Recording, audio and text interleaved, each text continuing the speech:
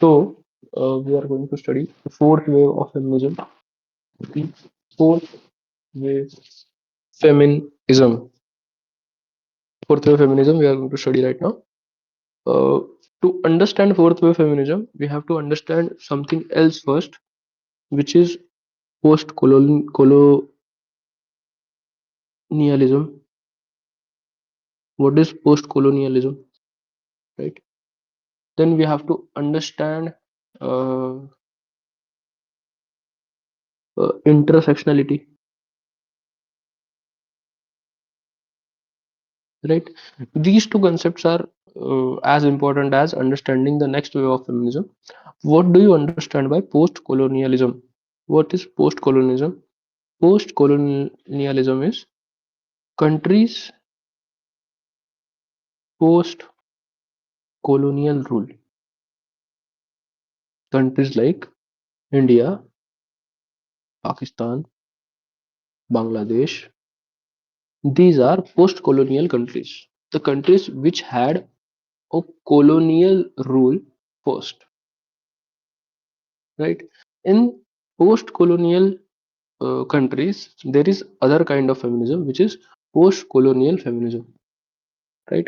There is this kind of feminism which talks about post-colonial feminism. So what would the post-colonial feminism will say? The post-colonial feminism will say how the situation of women is in post-colonial countries, right? Post-colonial countries. Now the concept of intersectionality is as important as understanding fourth wave feminism. The concept of intersectionality was given by this scholar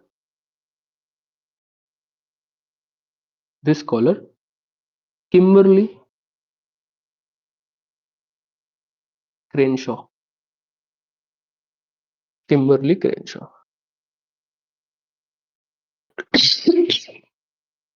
Right?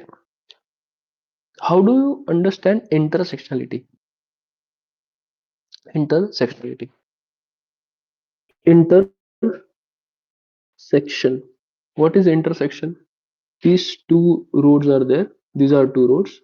If these two roads are meeting here, then this is intersection. Right? Intersection. In normal English, this is intersection. Two roads are meeting. Their meeting point is intersection. Right? Now understand a situation where multiple roads are meeting at a point. This is a road of caste. This is a road of gender. This is a road of, sorry, not gender. This is a road of religion. This is a road of post-colonialism. This is a road of class, right? These 4 5 roads are there. There can be n number of roads. Let it be this be the road of race, right? Now these are different roads. On intersection of these roads, for women lies womanhood itself, right? Womanhood. This is intersectional feminism, right? Woman is not just a woman. Woman can belong to a caste. Woman can belong to class. A woman can belong to post-colonial state, developing state. Woman can belong to a type of race. A woman can belong to a type of religion, right? So women is not a singular entity. Women is not a singular entity. Women can be of different types. There can be a Hindu woman, there can be a Muslim woman, there can be a Sikh woman, there can be a woman of scheduled class, a scheduled tribe, a white woman, black woman, a woman from America, a woman from India. These women will have different problems. So women is not a single homogeneous group like this. woman forms a group like this. So in this Venn diagram of race, caste, religion, nationality, women will lie somewhere in between here, right? A woman is not just a woman. Woman also have their background, right? So what do you think happens? What do you think happens when I compare a woman of USA and compare a woman of India? Which woman do you think is more oppressed? Not I should not use India here. I should use maybe Pakistan or Afghanistan. Which woman do you think is more oppressed? Of course, Afghanistan, right? You see why Afghanistan? Because Afghanistan itself is in an exploitative situation. Men of the Afghani society are also exploited. So Afghanistani women will be more susceptible to exploitation, right? Now understand this situation where there is a Dalit woman and there is a Savarna woman, right? Which woman do you think will be more exploited? Dalit woman. In between black and white woman, black woman will be more exploited. Why? Because historical conditions that these communities, these nation had to endure also led to immanence secondary nature of women of that type, right?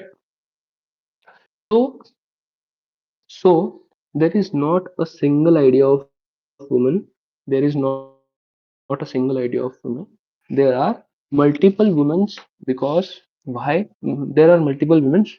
Why? Because the the situation, the experience that women have are different, right?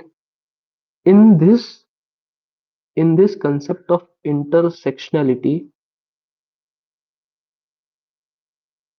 there is a type of feminism known as black feminism. Black feminism. So black feminism will be intersection of race and feminism, race and gender. Black feminism. What they will talk about? They will of course talk about that problem of black women is different from problem of white women, right? They will not share problems. So and the scholars of black feminisms are like people like Angela Davis, Bell Hooks. There is Maya Angelou. All these people, right? Black feminism talk about the exploitation that black women had to endure. The situation of black women will be worse than white women. So black feminism solely talks about women of African American race, right? Intersectionality. Black feminism is at intersection of African American race and gender, right? And other type of intersectional feminism, या फिर concept of application of concept of intersectionality is Dalit feminism.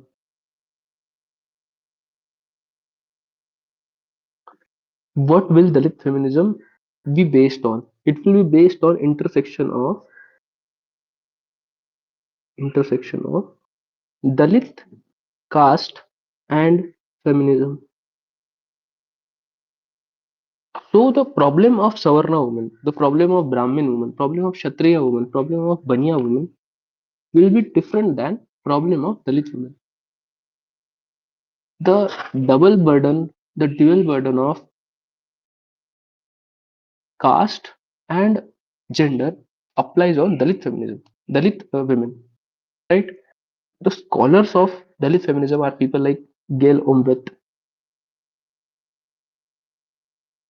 Sulochana by Dongre.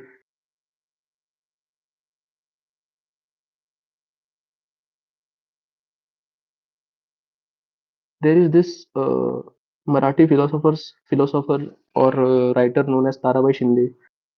Tarabai Shinde talked about feminism in a broader sense, but she gives reference to Dalit feminism as well. Right? Gail Ombet is the most important name in the Dalit feminism. Right? In the same concept of intersection, there is one more type of feminism, which is post colonial feminism. Post colonial feminism. What will post colonial feminist will say? What will post colonial feminist will say?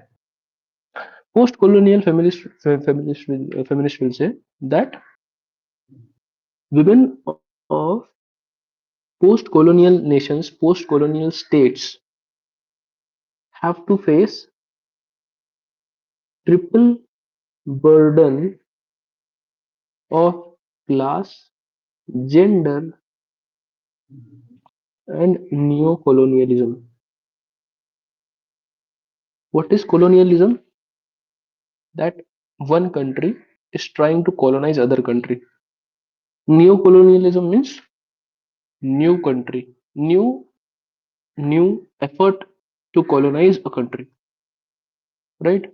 So post-colonial feminist, what will they say? They will say that there is triple burden of class, gender, and neo-colonialism on women of post-colonial states.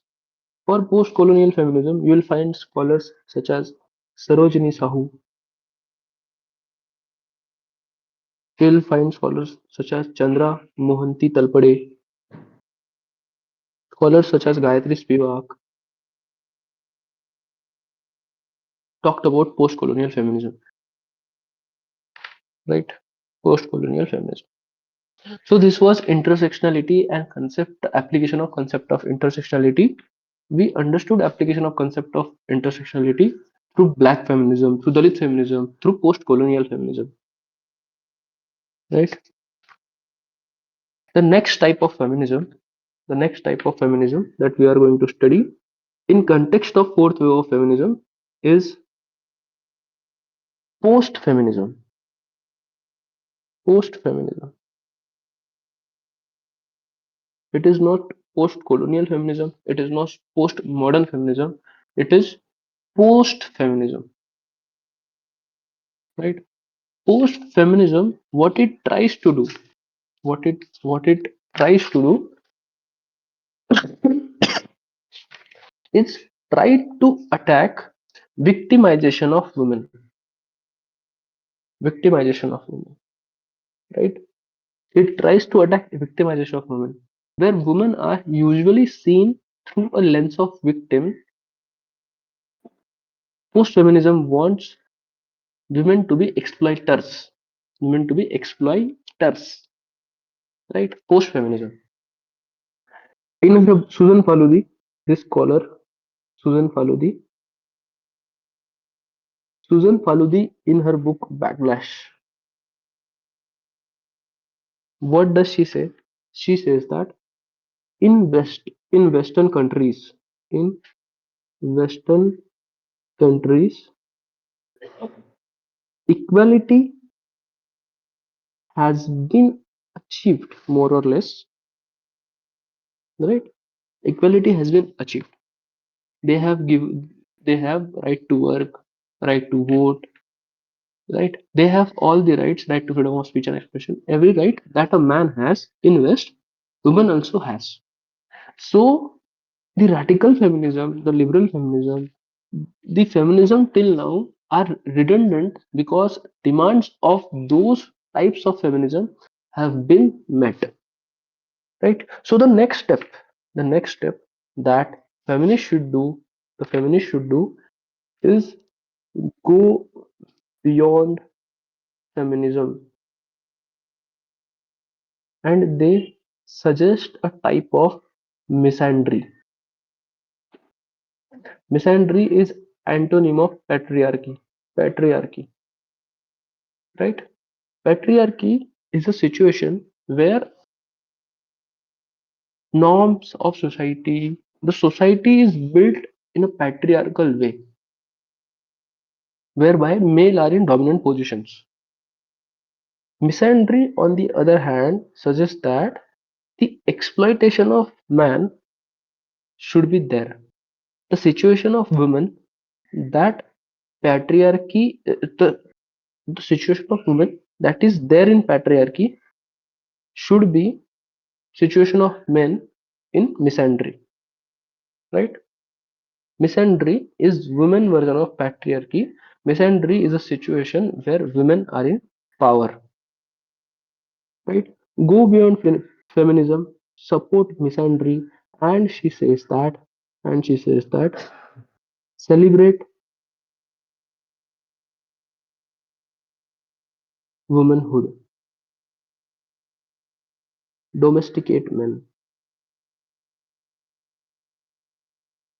Domestication of men is the goal of post-feminism. Domestication of men,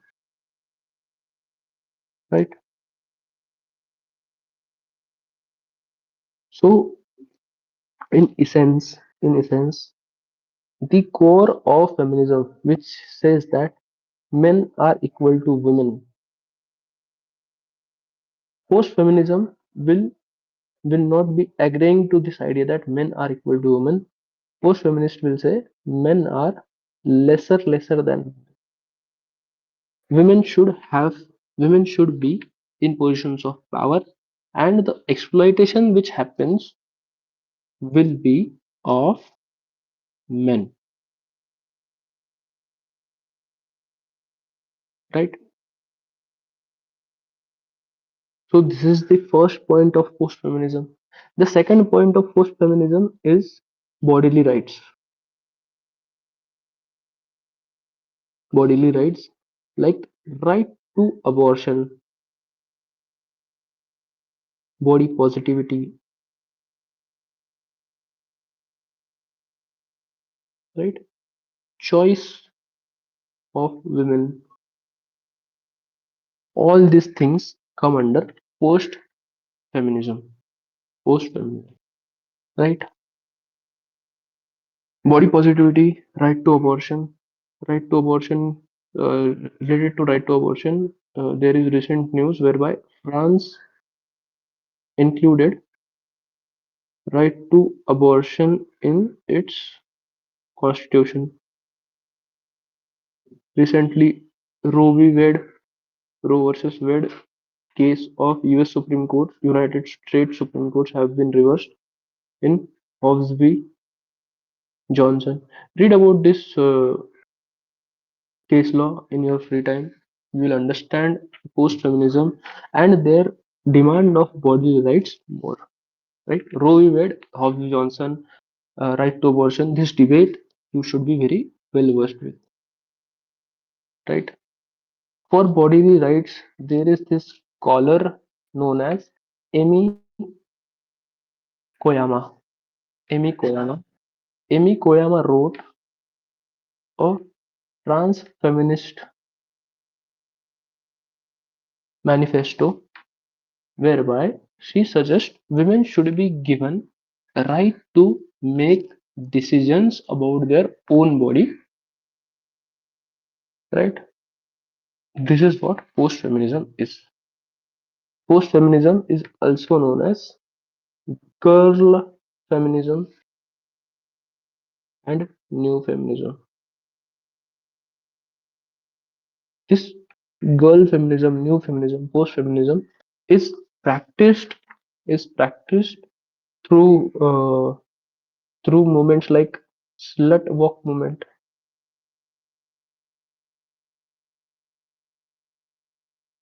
slut walk movement, right?